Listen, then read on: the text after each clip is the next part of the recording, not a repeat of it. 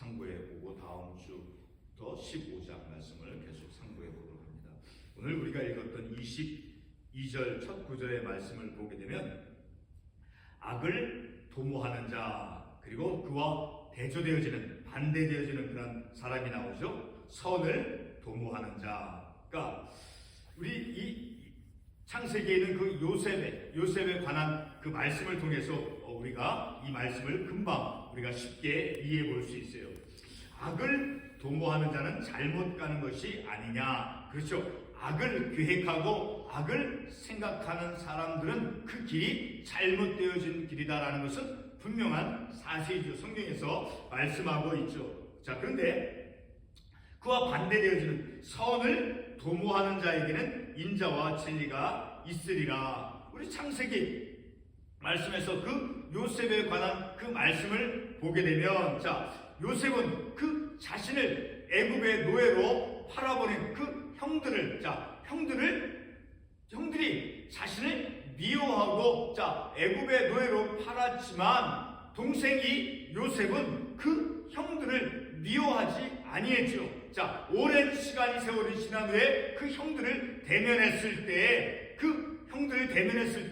요셉은 그 형과 껴안고 눈물로 울음을 울었다라는 그런 말씀을 우리가 볼 수 있죠. 자, 그것은 곧 형들을 용서했다라고 하는 그런 의미를 우리가 그런 말씀을 통해서 알 수 있죠. 자, 그래서 그 요셉이 형들에게 어떤 말을 합니까? 자, 하나님께서는 그 해를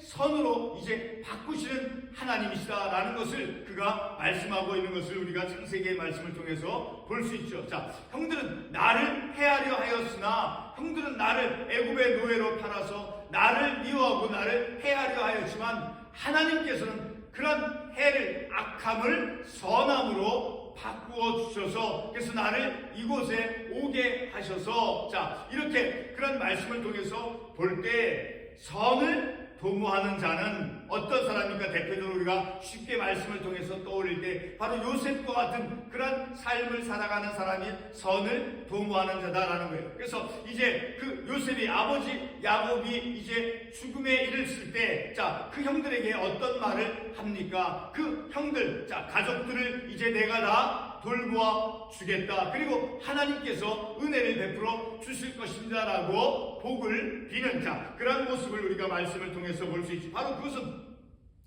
선을 도모하는 그런 요셉, 자, 그런 요셉에게 인자와 진리가 충만하다라는 것을 우리가 그런 말씀을 통해서 알 수 있게 되어지죠. 그래서 늘 우리는 바로 그런 창세기의 말씀을 통해서 요셉과 같이 늘 선을 도모하는 자. 자, 그러나 우리는 어떠한 사람이었습니까? 늘 악한 것을 꾀하고 악한 그런 모습이 우리 가운데 있었다 할지라도 늘 우리는 생각과 성품의 변화로 인해서 선을 도모하는 자, 그래서 선을 도모하는 자에게는 무엇과 무엇이 있으리라라고 오늘 본문 첫 구절에서 말씀하고 있으니까 인자와 진리가 있으리라. 늘 우리의 삶 속에 하나님의 그 인자하심과 하나님의 그 진리가 우리의 삶 가운데 내가 선을 도모한, 선을 계획하고 늘 선을 행함을 통해서 그런 인자와 진리가 충만한 그런 우리의 삶이 되어져야 된다는 것을 우리가 이 말씀을 통해서 특별히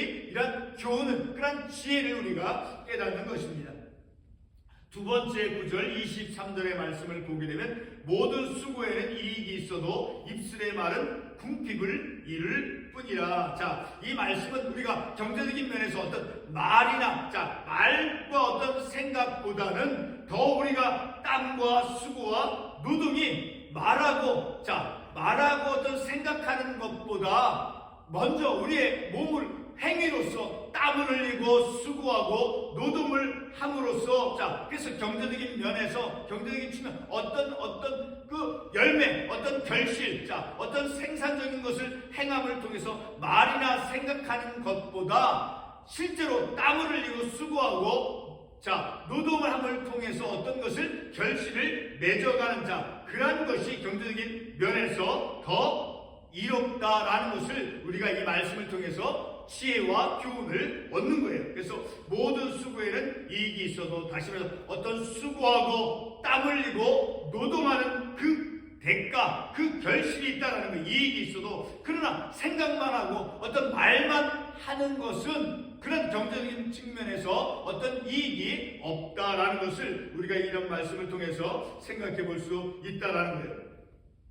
24절 말씀을 보게 되면 지혜로운 자의 재물은 그의 면류관이요 미련한 자의 소유는 다만 미련한 것이라. 자, 지혜로운 자가 가진 그 재물은, 지혜로운 자가 가진 그 재물은 어떤 명예를 가져온다라는 거예요. 지혜로운 자이기 때문에 그 재물을 어떻게 사용할 수 있는가, 가치 있게 사용하는 법을 알 수 있다라는 거예요. 지혜롭기 때문에, 지혜가 있기 때문에. 그러나 그 반면에 미련한 자는 많은 재물과 소유를 가지고 있었다 할지라도 그 재물을 가치 있게, 유용하게, 효과적으로 사용할 줄을 모른다는 거예요. 미련하기 때문에, 지혜가 부족하기 때문에. 자, 그래서 늘 우리는 하나님의 말씀을 통해서 지혜를 얻고 지혜로운 자가 되어짐을 통해서 우리에게 어떤 재물, 어떤 경제적인 복이 우리 가운데 주어졌을 때, 자, 우리가 늘 하나님의 말씀을 통해서 지혜를 얻고 지혜를 받는 그런 삶을 살아감을 통해서 그 우리에게 주어진 물질들, 재물들을, 자, 그 재물들이 우리의 지혜로 말미암아 그 재물을 통해서 우리에게 어떤 명예로움, 그러니까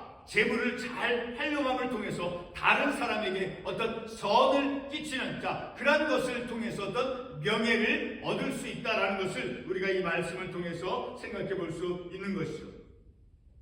26절의 말씀, 27절, 자, 같이 한번 보도록 하겠습니다. 자, 26절과 27절 이 두 구절에서는 어떤 사람이 나옵니까? 여호와를 경외하는 사람이 나오죠. 여호와를 경외하는 자에게는, 자, 그러니까 하나님을 믿는, 자, 여호와를 경외하는, 다른 말로 표현하면, 자, 하나님을 높이는 자와 같은 의미가 되어지는 거예요. 자, 우리 같은 잠언 4장 8절의 말씀을 보게 되면, 잠언 4장 8절에 그를 높이라, 그가 너를 높이 들리라. 만일 그를 품으면 그가 너를 영화롭게 하리라. 자, 그를 높이라. 하나님을 높이는 것이 곧 여호와를 경외하는 것과 동일한 의미다라는 것을 우리가 이 말씀을 통해서 알 수 있게 되어지는 것이죠.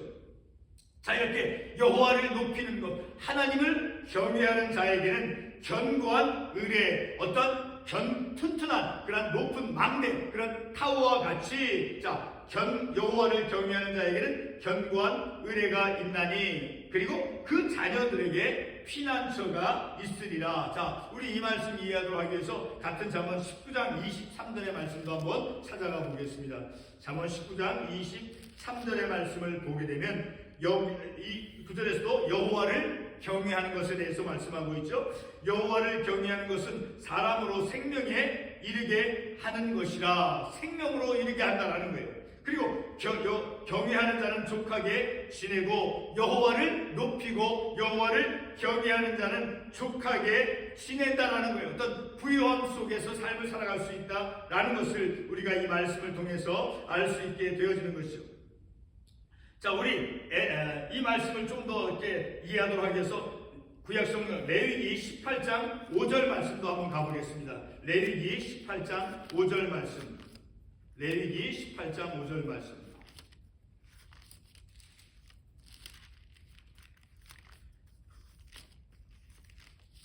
이 말씀은 다른 구절에서 말씀을 참고해 보도록 하겠습니다. 자, 계속해서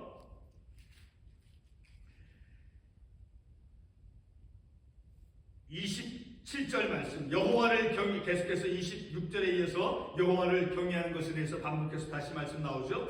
여호와를 경외하는 것은 생명의 셈이니, 26절 앞구절에서 여호와를 경외하는 자에게는 무엇이 있다라고 말씀하고 있어요. 견고한 의뢰. 그리고 27절에서 생명의 셈이다라고 말씀하고 있죠. 그래서 사망의 그늘에서 벗어나게 하느니라. 자, 견고한 의뢰가 주어지게 되어지고 생명의 셈이 되어진다라는 거예요. 그러니까 하나님을 높이고 하나님을 경외하는 삶을 살아갔을 때 주어지는 것이다라는 거예요.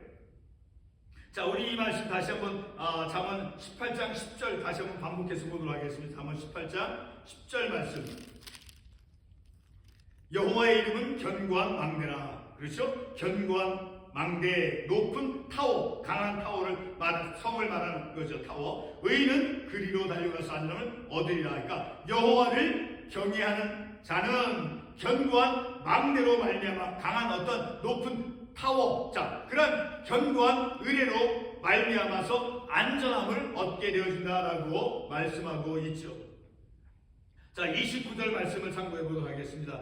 노하기를 더디하는 자는 크게 명철하여도, 자, 노하기를 더디하는 자, 그리고 그 반대되어지는 자, 마음이 조급한 자가 나오죠. 노하기를 더디하는 자는 명철하여져도, 그러나 반대로 마음이 조급한 사람은 무엇을 드러낸다라고 말씀하고 있습니까? 어리석음을 나타낸다라고 말씀하고 있죠. 자, 18절, 같은 잠언 14장 18절에 보게 되면 어리석은 자는 어리석음으로 기업을 삼아도, 자, 어리석은 자, 반대로 슬기로운 자는 지식으로 면류관을 삼느니라. 그리고 17절에서 노하기를 속히 하는 자는 어리석은 일을 행하고, 그러니까 노하기를 쉽게 화나 분을 내었을 때, 자, 어리석은 일이 결과로 주어진다라는 거예요.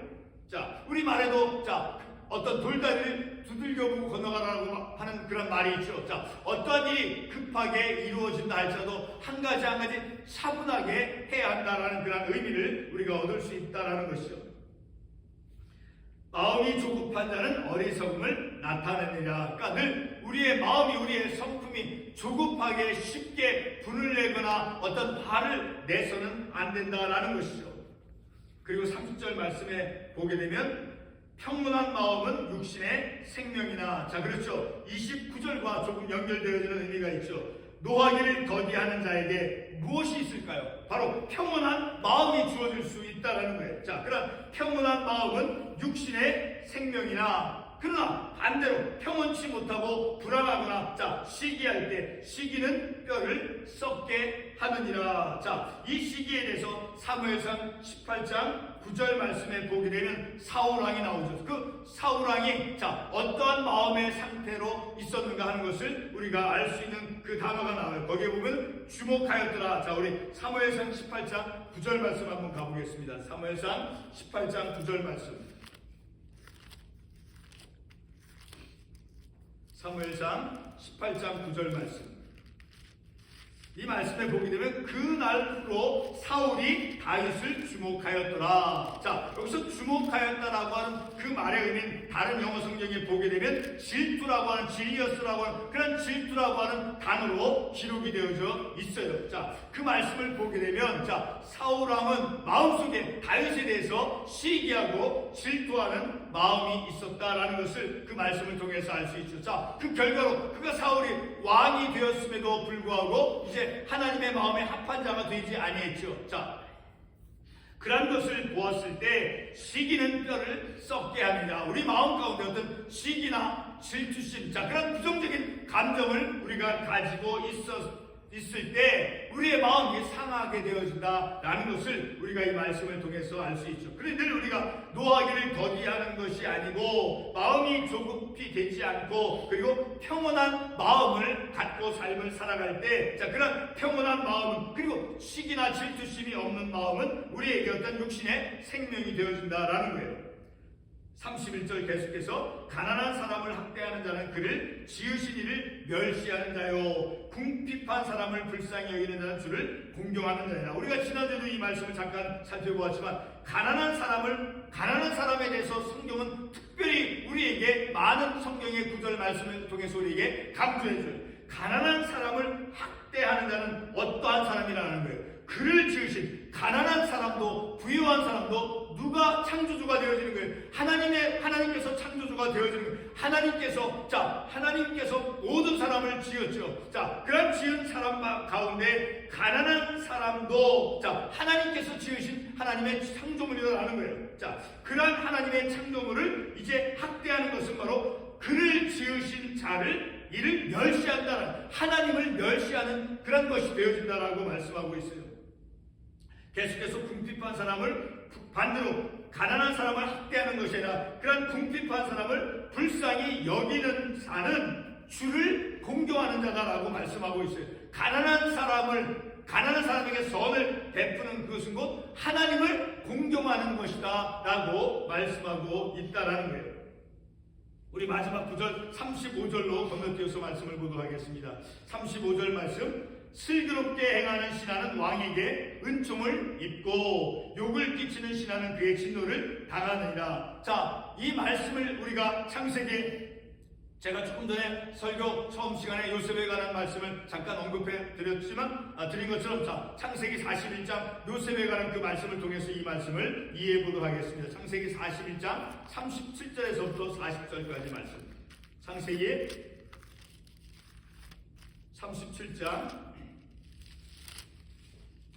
41장, 창세기 41장 37절에서부터 40절, 우리 같이 한번 읽어보도록 하겠습니다. 창세기 41장 37절에서부터 40절까지. 바로와 그의 모든 신하가 이 일을 좋게 여기지라. 바로가 그의 신하들에게 이르되 이와 같이 하나님의 영에 감동된 사람을 우리가 어찌 찾을 수 있으리요 하고 요셉에게 이르되 하나님이 이 모든 것을 내게 보이셨으니 너와 같이 명철하고 지혜 있는 자가 없도다. 40절, 너는 내 집을 다스리라. 내 백성이 다 내 명령에 묵종하리니 내가 너보다 높은 것은 내 왕자뿐이라. 자, 요셉이 애굽으로 이제 노예로 팔려갔을 때, 자, 바로 앞에 있을 때 바로 왕이, 애굽의 바로 왕이 요셉에 대해서 어떻게 지금 평가를 하고 있습니까? 37절에 보면은 바로와 그의 모든 신하가 이를 좋게 여긴지라. 자, 바로가 그의 신하들에게 이르되 요셉에 관해서 하나님의 영에 감동된 사람이다라고 이제 요셉을 이제 칭찬하는 것을 볼 수 있죠. 자, 그래서 요셉에게 또 말합니다. 38절에서 하나님이 이 모든 것을 내게 보이셨으니 너와 같이 명철하고 지혜 있는 자가 없도다. 자, 그러니까 이 말씀을 통해서 볼 때 요셉은 애굽으로 노예로서 팔려갔을지라도 바로왕 아래서 그는 충실하게 그의 삶을 살았다라는 것을 알 수 있죠. 자, 그 결과로서 40절에서 너는 내 집을 다스리라. 그 다스릴 수 있는 권한을, 자, 바로는 바로 이 요셉을 자신의 대리자로 삼는 것을 우리가 이 말씀을 통해서 볼 수 있죠. 바로 여기서 슬기롭게 행하는 신하가 창세기 41장에 나오는 그 요셉과 같은 경우의 사람이다라는 거예요. 슬기롭게 행하는 신하는 비록 요셉이 애굽으로 노예로 팔려갔을지라도 오늘 본문의 말씀에 나오는 것은 슬기롭게 행하는 신하와 같은 모습이었다라는 거예요. 그래서 그 슬기롭게 행하는 신하는 왕에게 은총을 입는다. 그래서 바로가 마침내 자신의 대리자로 요셉을 세웠다라는 것을 우리가 그 말씀을 통해서 알 수 있죠. 그러므로 늘 우리는 우리의 삶 속에 우리의 환경이 어느 곳에 있든지 간에 우리는 신실하고 충실하게 하나님의 말씀의 법 아래서, 하나님의 다스림 아래서 충실하고 신실하고 정직한 그런 믿음의 삶을 살아가는 하나님의 일을 하는 하나님의 충실한 일꾼으로서 우리의 삶을 살아가야 된다는 것을 이 마지막 구절의 말씀을 통해서 우리가 알 수 있게 되어지는 것이죠. 우리가 오늘 22절에서부터 많은 구절의 말씀을 통해서 이 구절 한 구절 말씀을 통해서 우리는 무엇을 얻게 되어지는 거예요? 하나님의 말씀을 통해서 지혜와 그리고 교훈을 얻는 거예요. 늘 우리는 하나님의 말씀을 통해서 지혜와 교훈과 명철함을 얻음을 통해서 이 땅에서 신실하게 충실하게 믿음의 삶을 사는 저와 여러분이 되어지기를 바라는 것입니다. 기도하겠습니다.